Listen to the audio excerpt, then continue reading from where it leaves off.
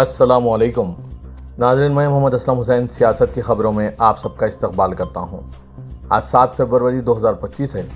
Islamic तारीख़ के हिसाब से आज 8 शाबान 1446 हिजरी है। पेश है आज की कुछ अहम खबरें। दिल्ली के कई स्कूलों में आज जुमे की सुबह बम नस्ब किए जाने की खबरें आ रही है, जिसके बाद इंतज़ामिया अलर्ट मोड में आ गई है। मशरक़ी दिल्ली के स्कूलों में बम की धमकी की कॉल आज जुमे की सुबह मौसूल हुई, जिसके बाद तहक़ीक़ात शुरू कर दी गई है। ताहम ये पहली बार नहीं है कि दिल्ली के स्कूलों में बम रखे जाने की झूठी इत्तला मिली।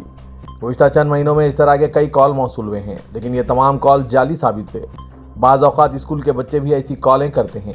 मशरक़ी दिल्ली के कई स्कूलों को बम की धमकियां मिलने पर स्कूल इंतज़ामिया ने आज जुमे की सुबह पुलिस को इत्तला दी। पुलिस फ़ौरन हरकत में आई और तहक़ीक़ात के लिए स्कूलों में पहुंच गई। स्कूल इंतज़ामिया ने एहतियाती तदाबीर के तौर पर तलबा को स्कूल कैंपस से निकाल लिया। ताहम पुलिस को तफ्तीश में अभी तक कोई मशकूक चीज़ नहीं मिली। वैसे आपको बताते चलेंगे, ऐसी अक्सर कॉल झूठी निकलती हैं। दिल्ली असेंबली इंतखाबात के वोटों की गिनती कल हफ्ते को होने वाली है। कल जुमे को आज आम आदमी पार्टी ने अपने तमाम 70 उम्मीदवारों की एक अहम मीटिंग बुलाई है। पार्टी के कौमी कन्वीनर अरविंद केजरीवाल इस मीटिंग की सदारत करेंगे। बताया जा रहा है कि मीटिंग आज जुमे की सुबह 11:30 बजे हो रही है। ये इजलास ऑपरेशन लोटस के इल्ज़ामात के दरमियान बुलाया गया है। वाज़ेह के दिल्ली असेंबली इंतखाबात के नतायज कल आ रहे हैं। आम आदमी पार्टी के रुकन पार्लियामेंट संजय सिंह ने वोटों की गिनती से कल बीजेपी पर संगीन इल्ज़ामात लगाए। इनका कहना है कि नतायज से पहले दिल्ली में ऑपरेशन लोटस शुरू हो चुका है। ये इल्ज़ाम लगाया जा रहा है कि आम आदमी पार्टी के 7 MLAs को 15 करोड़ रुपए की पेशकश की कॉलें मौसूल होने लगी है।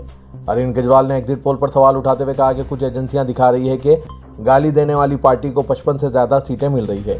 केजरीवाल ने दावा किया कि 2 घंटे के अंदर इनके 16 उम्मीदवारों को कॉल मौसूल हुई थी और उन्होंने पार्टी छोड़ने पर इन्हें वजीर बनाने के साथ 15 करोड़ रुपए की पेशकश का दावा किया।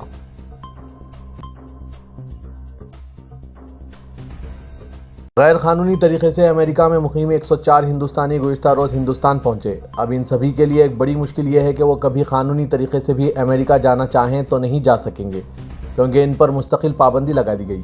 साथ ही इनके बायोमेट्रिक स्कैन भी लिए गए। मुस्तकबिल में दोबारा अमेरिका जाने के लिए ज़रूरी कागजात दिखाएंगे तो भी इन्हें इसकी इजाज़त नहीं मिलेगी। गौर करने वाली बात यह है कि अमेरिका समेत तकरीबन 20 ममालिक ऐसे हैं जहां अमेरिका से डिपोर्ट किए हुए अफराद कभी नहीं जा सकेंगे।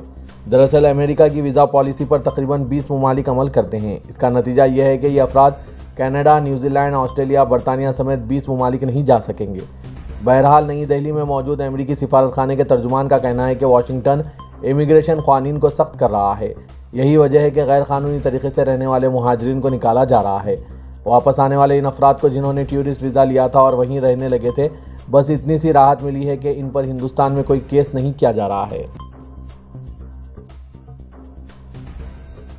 अमेरिका से हिंदुस्तानियों की तौहीन आमेज़ बेदखली के मामले पर कांग्रेस, समाजवादी पार्टी और दीगर अपोजिशन जमातों ने पार्लियामेंट के अहाते में शदीद एहतजाज दर्ज कराया। अपोजिशन लीडरों ने हिंदुस्तानी शहरियों को हथकड़ियाँ पहनाने और पैरों में जंजीर बांध के इन्हें अमेरिका से बेदखल करने के अमल को इंतहाई गैर इंसानी सलूक करार दिया और मोदी हुकूमत को खामोश रहने पर शदीद तनकीदों का निशाना बनाया। इस दौरान इंडिया इत्तेहाद के मुतअद्दिद अरकान ने अलामती तौर पर खुद को जंजीरों में बांधा हुआ था। इन सभी ने हुकूमत मुखालिफ नारे लगाए। दिल्ली असेंबली इंतखाबात के लिए कुल 70 असेंबली हलकों पर गुज़िश्ता रोज़ पुरअमन फिज़ा में इंतखाबात इख्तिताम पजीर हो गए। मुख्तलिफ एजेंसियों की जानिब से जारी किए गए एग्जिट पोल में दिल्ली में तब्दीली का इम्कान है। बेशतर एग्जिट पोल ने बीजेपी की हुकूमत साजी का दावा किया। हालांकि सिर्फ 2 ही एग्जिट पोल ने मौजूदा हुकूमत आम आदमी पार्टी की तीसरी मरतबा हुकूमत साजी का दावा किया है। बहरहाल दिल्ली का ताज किसके सर जाने वाला है, ये सूरत हाल 8 फरवरी यानी कल हफ्ते की दोपहर 2 बजे तक वाज़ेह हो जाएगा। इस दरमियान हम मशरक़ी दिल्ली लोकसभा हलकों में आने वाले इन असेंबली हलकों की बात करेंगे, जहां मुस्लिम राय दहिंदगान हार और जीत में नुमायां किरदार अदा करते हैं। गांधीनगर, कृष्णानगर, लक्ष्मीनगर और जंगपुरा असेंबली हलकों में मुस्लिम राय दहिंदगान की तादाद तकरीबन 40,000 से 50,000 बताई जाती है। इसके अलावा ओखला असेंबली हलका मुस्लिम अक्सरती है। यहाँ की अगर बात करें तो यहाँ मुस्लिम वोट आम आदमी पार्टी यानी अमानतुल्लाह और ऑल इंडिया मजलिस इत्तेहादुल मुस्लिमीन के शिफाउर रहमान समेत कुछ कांग्रेस अरीबा खान में तब्दील हुआ है, जिसका फ़ायदा बीजेपी को हो सकता है। अब बात गांधीनगर असेंबली की करते हैं। यहाँ मुस्लिम वोट आम आदमी पार्टी नवीन चौधरी देपू के खाते में गया है। हालांकि इस मरतबा इन हिंदू इलाकों से भी आम आदमी पार्टी को वोट मिला है, जहां से 2020 में नहीं मिला था।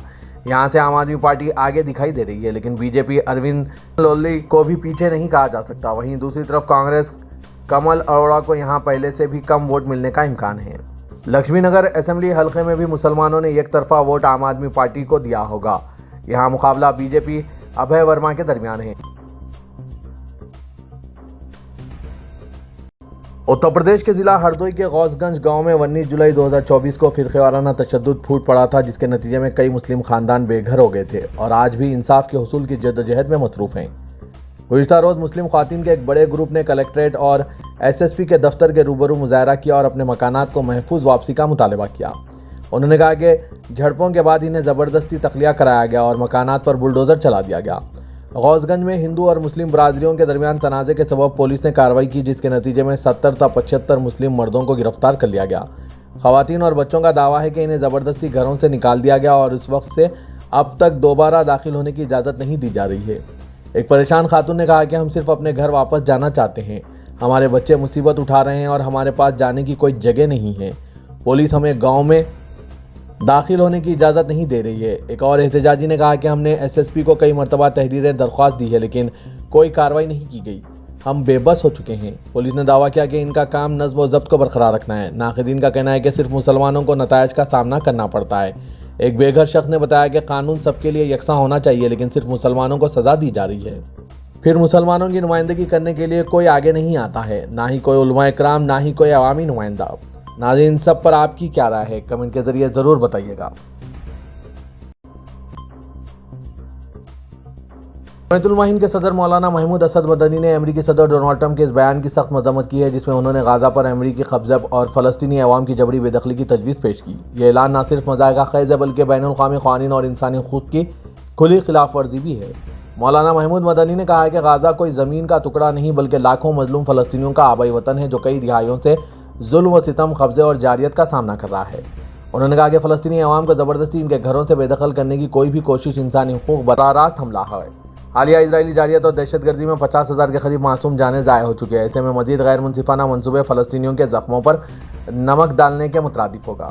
جمعیت علماء ہند عالمی برادری، خاص طور پر اقوام متحدہ اور بااثر عالمی طاقتوں سے مطالبہ کر رہی ہے کہ وہ اس منصوبے کی کھل کر مخالفت کریں اور فلسطینی عوام کے جائز حقوق کی بحالی کے لیے عملی اقدامات تیز کریں۔ ہندوستان نے ہمیشہ فلسطین کے حق میں اصولی موقف اختیار کیا ہے۔ ایسے میں ضروری ہے کہ ہندوستان اپنے دیرینہ اصولی موقف پر قائم رہے اور انصاف کے دامن کے حق میں آواز بلند کرے۔ راشٹر سیوم سیوک سنگھ کے سربراہ موہن بھگوت نے کہا ہے کہ ہندو سماج صرف اسی صورت میں ترقی کر سکتا ہے جب وہ متحد ہوں۔ انہوں نے تمام ہندوؤں کو ایک جیسا سلوک کرنے پر زور دیا، خواہ ان کی ذات، علاقہ یا زبان کچھ بھی ہو۔ RSS سربراہ کیرالہ کے چیروکولوپزا ہندو مذہبی کانفرنس کے تحت منعقدہ ہندو اتحاد کانفرنس سے خطاب کر رہے تھے۔ انہوں نے کہا کہ متحد معاشرہ پروان چڑھتا ہے جبکہ منقسم معاشرہ فنا ہو جاتا ہے۔ انہوں نے کہا کہ ہندو ہونا ایک فطرت ہے جس میں لوگ علم حاصل کرنے کے لیے دولت کو خیرات کے لیے اور طاقت کو کمزوروں کی مدد کے لیے استعمال کرتے ہیں۔ ذات پات سے کوئی فرق نہیں پڑتا۔ RSS سربراہ نے تمام ہندوؤں کو ایک دوسرے کا احترام کرنے کی تلقین کی اور کہا کہ اگر تمام ہندو متحد ہو جائیں تو اس سے دنیا کو فائدہ ہوگا۔ RSS سربراہ آج یہ باتیں کر رہی ہے جبکہ دین اسلام نے 1400 سال پہلے ہی مسلمانوں کو اس بات کی تلقین کر چکے ہیں۔ مسلمان متحد ہوں گے تو مضبوط ہوں گے۔ آج یہی بات RSS کے سربراہ نے ہندوؤں کو کہہ رہے ہیں۔ ناظرین، اس پر آپ کی کیا رائے ہے؟ آپ بھی اپنے خیالات کمنٹ کے ذریعے ضرور بتائیے گا۔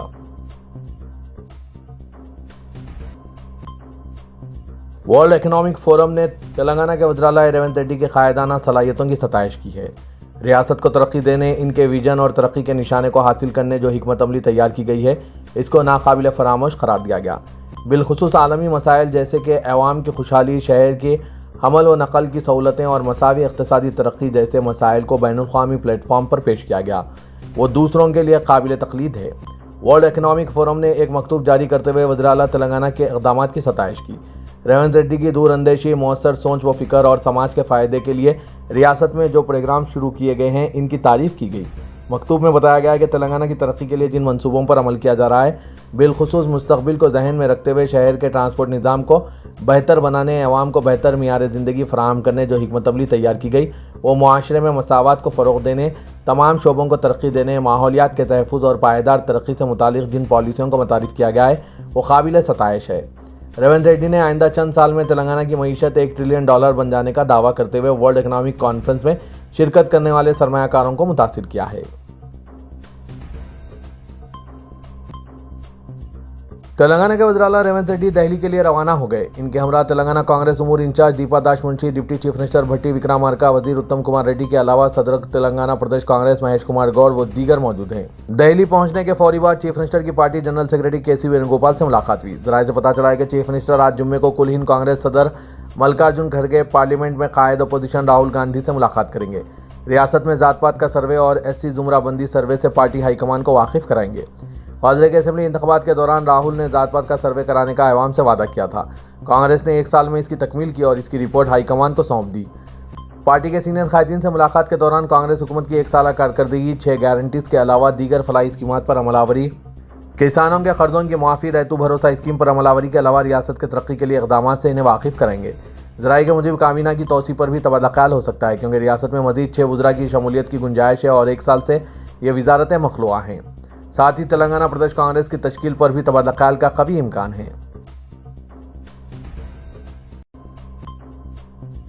چیف منسٹر تلنگانہ ریونت ریڈی کی قیادت میں کانگریس لیجسلیٹو پارٹی کا 5 گھنٹے طویل اجلاس منعقد ہوا، جس میں مجالس مقامی انتخابات، ذات پات کا سروے، SC زمرہ بندی و حکومت کی فلاحی اسکیمات اور دیگر ترقیاتی پروگرام کا جائزہ لیا گیا۔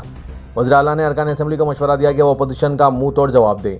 ہندوستان کی تاریخ میں پہلی مرتبہ تلنگانہ میں ذات پات پر مبنی سروے کیا گیا، جو ملک بھر کے لیے رول ماڈل ثابت ہوگا۔ تاہم اپوزیشن سے سروے کے تعلق سے عوام میں گمراہ کن مہم چلائی جا رہی ہے۔ کانگریس کے تمام منتخب نمائندے عوام میں سروے سے متعلق شعور بیدار کریں اور حکومت کی اسکیمات سے استفادے کے لیے عوام سے مکمل تعاون کریں۔ وزیر اعلیٰ نے کہا کہ پارٹی کے تمام سینئر اور جونیئر ارکان اسمبلی متحدہ کام کریں اور مجالس مقامی انتخابات میں کانگریس کی کامیابی کے لیے ہر ممکن کوشش کریں۔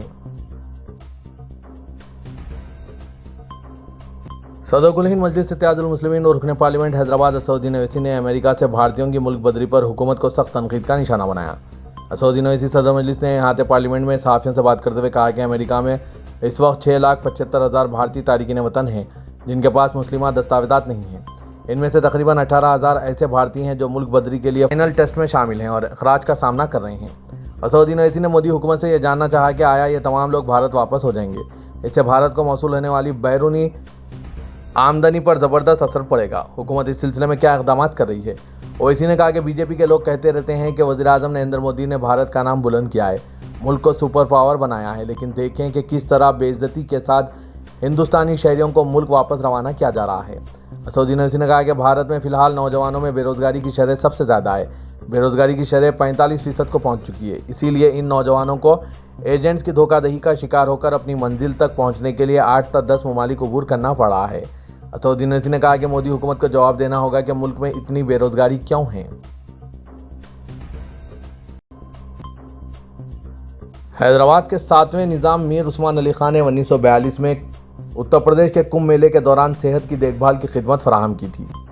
نظام آیورویدک موبائل کلینک کی ایک نایاب رپورٹ کے مطابق اس نے کمبھ میں کلینک قائم کیا تھا۔ اس کا مقصد آیوروید کو فروغ دینا اور یاتریوں کی فلاح و بہبود کو یقینی بنانا تھا۔ رپورٹ کے محققین SA حسین اور ونود کمار ناگر، جو national institute of Indian medical heritage سے وابستہ ہیں، انہوں نے ایک نادر اردو کتابچہ بعنوان رپورٹ نظام آیورویدک سفارتی دواخانہ تلاش کیا۔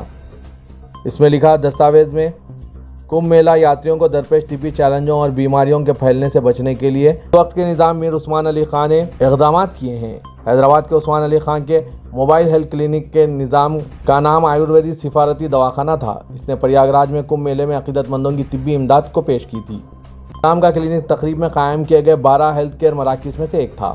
اس وقت میر عثمان علی خان نے مہنت سبا پورن داس جی کی سفارش پر حیدرآباد کے یہ کلینک کا قیام کا آغاز کیا تھا۔